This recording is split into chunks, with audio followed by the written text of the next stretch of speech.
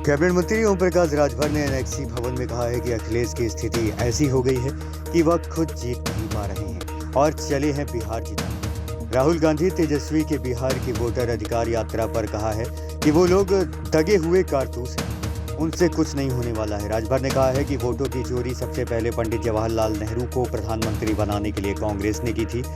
1 vote Nehru को मिला था, 11 किसी और को। इसी तरह डॉक्टर भीमराव अंबेडकर को हराने के लिए कांग्रेस ने 78,000 वोट चोरी किया था। मंत्री ओम प्रकाश राजभर ने कहा है कि एनडीए गठबंधन जीतेगा, आप दिखाएगा, नतीजे सामने आएंगे। बिहार में विपक्ष एनडीए सरकार बनाने के लिए काम कर रहा है। इस समय विभिन्न मंचों पर जिस तरह के बयान दिए जा रहे हैं वे निंदनीय हैं, वे लोकतंत्र के लिए खतरा है, क्योंकि जो लोग इकट्ठा हैं वह सभी दगे हुए कारतूस हैं। 60 साल तक कांग्रेस ने शासन किया, जिसमें पिछड़ों, दलितों और मुसलमानों को धोखा दिया गया। कल तक यही लालू और तेजस्वी चिल्ला कर कहते थे कि चारा घोटाले में कांग्रेस ने लालू प्रसाद यादव को फंसाया है। पानी पी कर गाली देते थे। आज वही तेजस्वी और लालू कांग्रेस के रथ पर सवार हैं। राजभर ने कहा है कि इस बार त्रिस्तरीय पंचायत चुनाव में पंचायतों के आरक्षण में कुछ बदलाव हो सकता है। त्रिस्तरीय पंचायत चुनाव में इस बार हमारा प्रयास है कि जिला पंचायत अध्यक्ष व ब्लॉक प्रमुख का चुनाव सीधे जनता से हो। इसके लिए मुख्यमंत्री व प्रधानमंत्री से बात की है। सकारात्मक दिशा में काम चल रहा है, उनकी ओर से आश्वासन मिला है। ओम प्रकाश राजभर ने डॉक्टर संजय निषाद के बयान पर कहा कि कुछ छुटभैया नेता हैं जो डॉक्टर संजय निषाद की बढ़ती लोकप्रियता से परेशान हैं। में लोगों ने समर्थन दिया है और दुनिया के तमाम देश मोदी जी के साथ खड़े हैं। कुछ ऐसे देश हैं जो आतंकवादी गतिविधियों को पनाह देते हैं, बढ़ावा देते हैं, तो उनके खिलाफ भी समय समय पर दुनिया के तमाम देश अलग अलग तरीके से कार्रवाई करते रहते हैं। कहा यार ये जो वोट मंत्री जी क्या लग रहा है 2027 ये बिहार में किस तरीके का लगी संग्राम जो कांग्रेस ने रचा उससे क्या फर्क पड़ेगा? अरे दगे हुए कारतूस हैं भैया। आप बताइए कि 60 साल कांग्रेस रही, सरकार चलाई देश और प्रदेश में, और कांग्रेस ने कभी पिछड़े दलित की, मुसलमानों की सुध ली? सत्ता से हटने के बाद वही बात राहुल जी घूम घूम कह रहे हैं कि पिछड़े दलित अल्पसंख्यक के साथ अन्याय हुआ। किया किसने? 60 साल तो आप शासन किए हो, तो आप अपने बताओ कि कितना आपने किया, इनका उनको लाभ कितना दिया। अब 3 लोग हैं। अभी चारा घोटाले में जब लालू जी को जेल हुई तो तेजस्वी और लालू सहित सभी लोगों ने कहा कि जिन लोगों ने चोरी किया उसको बरी कर दिया और कांग्रेस ने हमको फंसाया, हम पिछड़ी जाति के नाते हमको फंसाया, और पानी पी के कोसते थे कांग्रेस को। आज उसी कांग्रेस के रथ पर सवार हो गए हैं। अब आते हैं, एक यूपी से नेता गए हैं बिहार।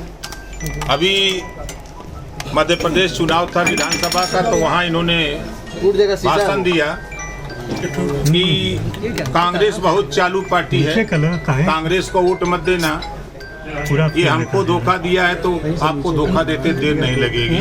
ये बात अखिलेश जी ने मध्य प्रदेश के चुनाव में कही। जब यूपी के मुसलमानों ने कहा कि आप भाजपा की सरकार बनाने एमपी गए थे, तब इन्होंने कहा, बयान दिया कि कांग्रेस भाजपा की बी टीम है।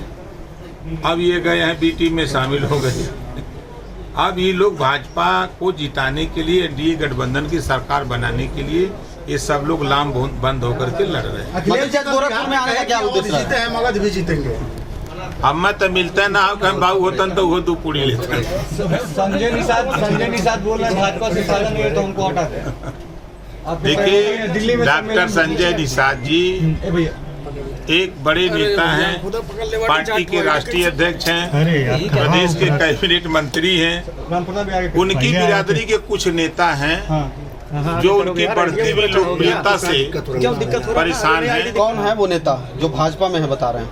अब जो लोग हैं, हम नाम रजिस्टर लेकर थोड़ा घूम रहे हैं कौन लोग हैं, लेकिन कुछ नेता हैं जो उनको रास नहीं आ रहे हैं डॉक्टर संजय निषाद जी, तो वो लोग डॉक्टर संजय निषाद के खिलाफ बोलते रहते हैं। तो उसी बात को उन्होंने कहा है। आरक्षण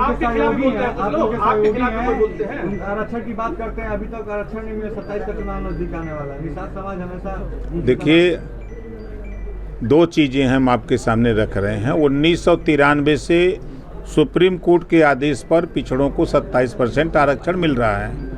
ये मिल रहा है ना। 27% आरक्षण को बांट करके सभी लोगों को मिले, पिछड़ी जाति के जितने लोग हैं। 2001 में माननीय राजनाथ सिंह जी ने हुकुम सिंह जी के नेतृत्व में सामाजिक न्याय समिति बनाई। समिति की रिपोर्ट आई, तब तक सरकार चली गई। 19 साल लगातार सपा बसपा की सरकारें थी, इन लोगों ने ध्यान नहीं दिया उस पर। फिर जब 2017 में सरकार बनी तो मैं भी सरकार में शामिल हुआ, तो इसी बात को लेकर शामिल हुआ था कि 27% आरक्षण को बांट दिया जाए। सदन में 6 बार मुख्यमंत्री योगी आदित्यनाथ जी ने भी इस बात को कहा कि नहीं, हम इसको बांटेंगे। फिर उसके बाद ये हुआ कि रिपोर्ट पुरानी है, इस पर समीक्षा करा लिया जाए। पूर्व रिटायर्ड जज हाई कोर्ट के माननीय राघवेंद्र सिंह जी के नेतृत्व में कमेटी बनी। कमेटी ने समीक्षा करके दे दिया 7, 9, 11, 7% पिछड़ा, 9% पिछड़ा, 11% सर्वाधिक पिछड़ा। सिफारिश किया कि इसको लागू कर दिया जाए। हम दबाव बनाए कि लागू हो जाए, लागू नहीं हुआ तो फिर मैंने सरकार को ही छोड़ के हम चले आए। फिर देश में रोहिणी आयोग का गठन हुआ, रिपोर्ट आई और पूर्व राष्ट्रपति रामनाथ कोविंद जी के नेतृत्व में 5 सदस्यीय टीम बनी, उसकी भी समीक्षा हो गई। अब वो रिपोर्ट लागू होने की स्थिति में है कि 27% आरक्षण और 10% सामान्य वर्ग, 22.5% अनुसूचित जाति जनजाति। सुप्रीम कोर्ट ने कहा कि कोटे में कोटा, अब उसको लागू होने की तैयारी हो रही है। अब कुछ साथी एसटी की मांग करते हैं, कुछ एससी की मांग करते हैं, तो वो अपनी लड़ाई लड़ते रहें, मांग करते रहें, लेकिन जो आरक्षण मिल रहा है उसको लेने की भी तैयारी करते रहें। बारी बारी। डॉक्टर संजय निषाद ने जो कहा है कि कुछ आपके भी साथ लोग लगे हुए हैं और आशीष पटेल जी के साथ, उनके साथ, तो क्या लग रहा है, आप उनकी बातों से सहमति में हैं उनकी? मैं कह रहा हूं कि